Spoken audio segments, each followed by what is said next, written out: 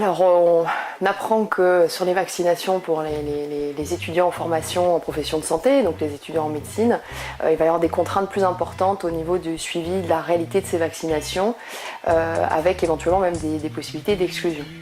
Alors dans un premier temps, on peut dire que c'est intéressant de s'inquiéter un petit peu de comment les personnes qui travaillent en santé se protègent des risques de leur métier. C'est dommage que ça soit quand même voilà, exprimé sur le versant, c'est à vous de faire, sinon on vous tape sur les doigts. C'est facile parce qu'il y a un vrai problème de suivi des étudiants en médecine. En termes de suivi type médecine universitaire ou médecine du travail.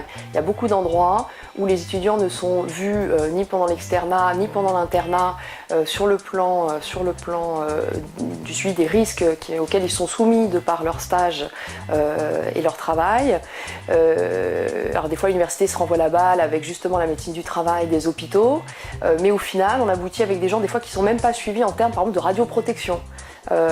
Sur la quantité de rayons qu'ils ont reçus. Ça c'est un exemple, mais c'est une réalité. Donc ne pas mettre en place un soutien médical suffisant pour permettre une bonne protection de ces étudiants, mais leur dire que c'est à eux d'en être garants et sinon on leur tape sur les doigts, c'est quand même un peu exagéré et ça serait bien que ça s'équilibre et qu'il y ait un pas dans les deux sens.